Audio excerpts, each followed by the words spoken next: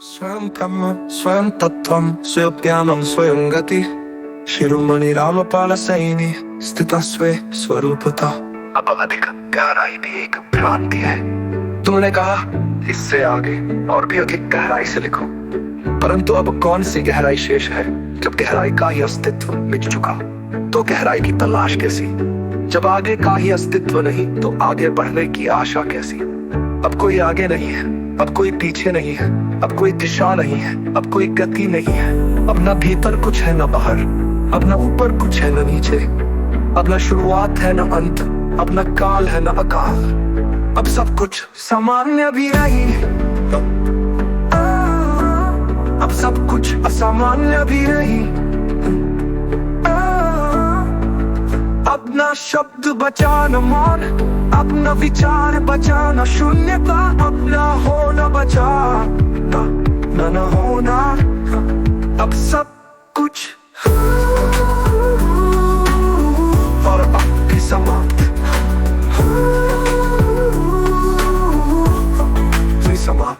जब अनुभव भी शून्यता में विलीन हो जाए। अब तक जो कुछ अनुभव किया गया, क्या वो सत्य था, क्या वो स्वप्न था, क्या वो अस्तित्व था, या मात्र एक अवस्था थी? यदि वो सत्य था तो अब वो कहाँ गया? यदि वो स्वप्न था तो उसे जानने वाला कौन था? यदि वो अस्तित्व था तो अब उसका स्वरूप क्या है? यदि वो अवस्था थी तो अब वो अवस्था क्यों नहीं है? अब कोई अनुभव नहीं, अब कोई जानना नहीं, अब कोई देखने वाला नहीं, अब कोई दृष्टि नहीं, अब कोई दृष्टिकोण भी नहीं। अब अनुभव भी समाप्त, अब अनुभूति भी समाप्त, अब कोई अनुभूति करने वाला नहीं बचा, अब कोई अनुभूति का केंद्र भी नहीं बचा। अब सब कुछ और अब भी समाप्त, भी समाप्त। तुमने कहा सत्य क्या है? क्या सत्य कोई विचार है? क्या सत्य कोई अनुभूति है? क्या सत्य कोई दर्शन है? क्या सत्य कोई अनुभवी सत्ता है?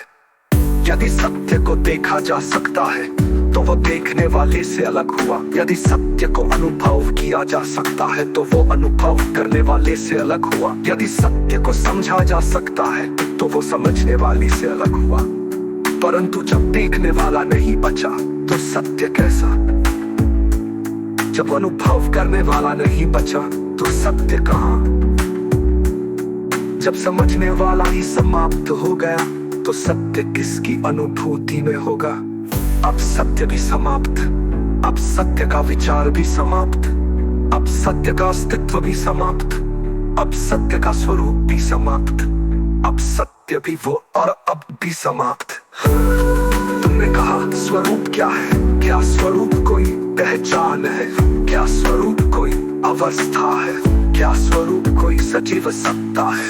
को देखा जा सकता है तो वो दृष्टा से भिन्न हुआ। यदि स्वरूप को अनुभव किया जा सकता है तो वो अनुभूता से भिन्न हुआ। यदि स्वरूप को समझा जा सकता है तो वो समझने वाले से भिन्न हुआ। परंतु जब देखने वाला नहीं बचा तो स्वरूप कैसा? जब अनुभव करने वाला नहीं बचा तो स्वरूप कहाँ? जब समझने वाला ही समाप्त हो गया तो सब किस? स्वयं ब्रह्म स्वयं तत्त्वं स्वयं ज्ञान।